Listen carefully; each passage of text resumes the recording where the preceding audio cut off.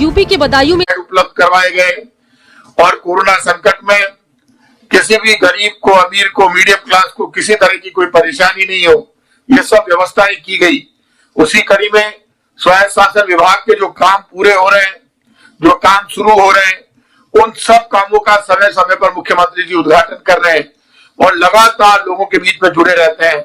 मैं आज के दिन इतना कह सकता हूं, जो लोग हमसे वीसी के जरिए जुड़ रहे हैं, हमारी सरकार आमजन की सरकार है, लोगों के मन की बात को समझती है, लोगों के दर्द को समझती है। और मैं एक भरोसा दे सकता हूं, आज जयपुर, अजमेर और उदयपुर के कामों का लोकार्पण हो रहा है।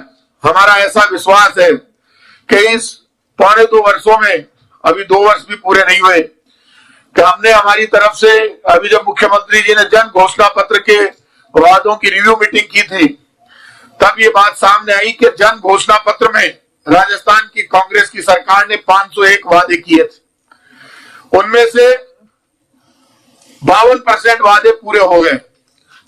और मुझे विश्वास है कि इस दौरान बड़ा काम कोरोना संकट में मुख्यमंत्री जी ने निर्णय लिया, श्रमिक बसें चलाई, लोगों को फ्री में लेकर गए छोड़ने के लिए और मजदूरों को फ्री में लेकर आए, कोटा के छात्रों को उनके घरों तक पहुंचाया और बड़ा डिसीजन लिया। हरिद्वार के लिए राजस्थान रोडवेज की बसें आज भी फ्री में 46 डिपो से रोज 2 बस जाती है और परिवार के 2 आदमी फ्री ऑफ कॉस्ट अपने अस्थि विसर्जन के लिए मोक्ष कलश, उसको नाम दिया गया मोक्ष कलश बस सेवा, तो मोक्ष के लिए हरिद्वार जाते हैं, वापस वो बस उनको लेकर आती है। ये बड़ा फैसला उसी तरह से गहलोत साहब ने लिया, जैसे पिछले शासन काल में इन्होंने 2008 से 13 में बड़ा डिसीजन लिया था धार्मिक यात्राओं का। वो धार्मिक यात्राएं आज भी चल रही है। हरिद्वार के लिए लोग परेशान हो रहे थे क्योंकि अलाउड नहीं किया जा रहा था, यहाँ फ्री ऑफ कॉस्ट वो बसें अब लगातार जारी है रोडवेज की।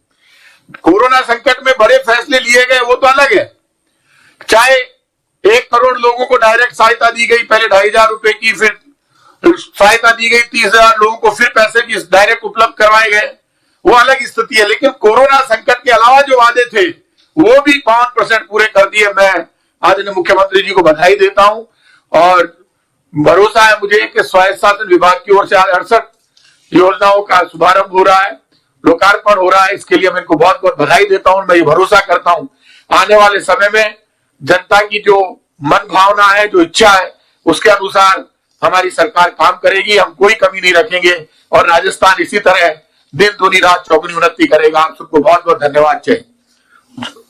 अब आपके अनुमोदन से सर मैं आदरणीय महेश जोशी सरकार के मुख्य सचेतक जी को निवेदन करना चाहूंगा अपने उद्बोधन हेतु से।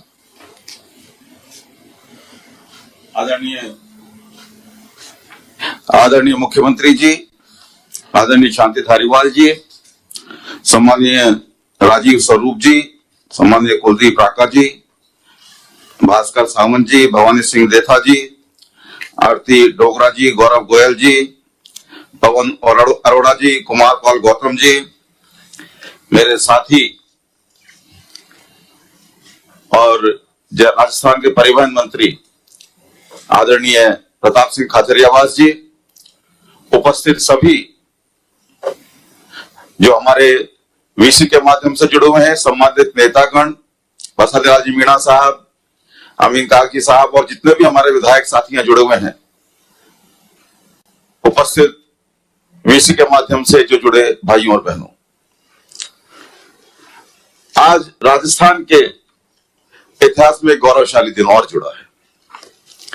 इतनी बड़ी संख्या में विकास के काम होना एक बहुत बड़ी बात है। 47 शिलान्यास जिनकी कुल कॉस्ट 1037 करोड़ रुपए और 21 लोकार्पण के काम जिनकी कॉस्ट है 294 करोड़ रुपए। राजस्थान के इतिहास में शायद इस तरीके से पहली बार इतने विकास के काम एक साथ हुए होंगे। मैं माननीय मुख्यमंत्री जी आपका आभार व्यक्त करता हूं, माननीय धारीवाल जी आपका आभार व्यक्त करता हूं। विशेषकर जयपुर के लोगों की तरफ से काम हो रहे हैं, अजमेर में भी हो रहे हैं, उदयपुर में भी हो रहे हैं, जयपुर में भी हो रहे हैं और जो अन्य शहर हैं, चाहे वो कोटा हो, जोधपुर हो, वहां भी असीमित विकास के काम हुए हैं। लेकिन आज मौका यह है कि माननीय मुख्यमंत्री जी, मैं आपके पहले कार्यकाल से लेके आज तक जो आपने जयपुर के लिए किया है, उसके लिए आपका आभार प्रकट करूं।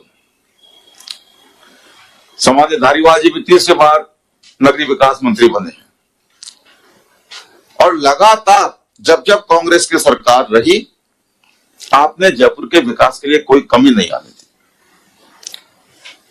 पहले कार्यकाल में आपने ऑपरेशन पिंक चलाया, जिसको आज भी जयपुर की जनता याद करती है। अगर ऑपरेशन पिंक नहीं चला होता तो प्रताप जी, जयपुर के व्यापारी जो आज खुश हैं पूरे, जिनके बरामदे खाली हुए, जयपुर का व्यापार नहीं चलता। उस टाइम भी फ्लाईओवर आपने शुरू कराए। दूसरा कार्यकाल हुआ 2008 से 2013 का, आपने फ्लाईओवर, घाट की कोने की टनल, 3 ट्रैक ट्रैफिक सिस्टम, जाने कितने अनगिनत काम आपने जयपुर की जनता को उन कामों की सौगात दी। और यही कारण है कि आज इतने काम हुए। जयपुर की जनता सड़कों का ठीक से उपयोग करती आ रही है।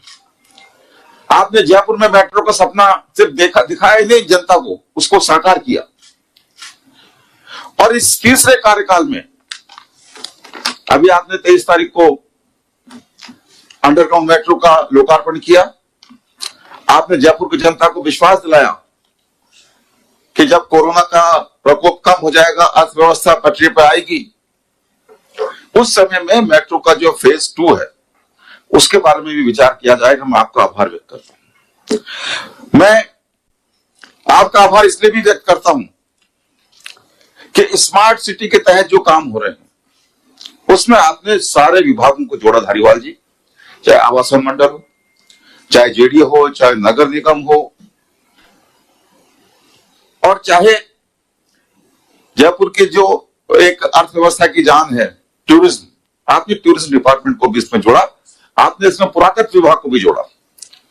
तो ये सारे मिलकर जयपुर की जो कायाकल्प करेंगे, उससे जयपुर निश्चित रूप से बहुत बड़े सुंदर, एक तरफ हेरिटेज का संरक्षण और दूसरी तरफ विकास का उसमें समायोजन, एक अलग ही शहर के रूप में जयपुर निखर के सामने आएगा। मैं माननीय मुख्यमंत्री जी आपको बधाई देना चाहता हूं कि जब सरकार हमारी बनी, उसके बाद उसका विचार हो रहा था आवासन मंडल को कैसे बंद किया जाए, जयपुर में कैसे विकास के कामों को रोका जाए। जेडी की भूमिका विकास की रही नहीं। आज स्थिति यह बनी है कि आवासन मंडल ने भी कम बैक किया है और जेडी भी कम बैक कर रहा है। बहुत शानदार तरीके से ये दोनों विभाग काम कर रहे हैं। आपके नेतृत्व में, धारीवाल जी की मेहनत से आपने जयपुर में एक एक शहर में 2-2 नगर निगम की सौगात दी और जयपुर में आपने बहुत अच्छा काम किया कि स्मार्ट सिटी का और हेरिटेज का आपने दोनों को एक साथ काम करने का मौका दिया। स्मार्ट सिटी का जो सीईओ है, आपने स्मार्ट सिटी को और जयपुर हेरिटेज जो निगम है, दोनों को मिलाकर काम करने की आपने छूट दी है। मैं आपका आभार व्यक्त करता हूं। स्मार्ट सिटी के बारे में इतना जरूर कहना चाहता हूं, यहां पे हमारे चेयरमैन बैठे हैं, कि आज स्मार्ट सिटी एक काम गुणवत्ता की पहचान बन गई है। स्मार्ट सिटी का जहां काम होता है, लोग कहते हैं बहुत क्वालिटी काम होगा। तो मैं इन सभी बातों के साथ में आपने सारी चीजों को शामिल किया। आपने शिक्षा के क्षेत्र में भी स्मार्ट सिटी से काम करवा रहे हैं, आप स्वास्थ्य क्षेत्र में भी करवा रहे हैं, खेलों के क्षेत्र में भी करवा रहे हैं, आवागमन के क्षेत्र में भी करवा रहे हैं।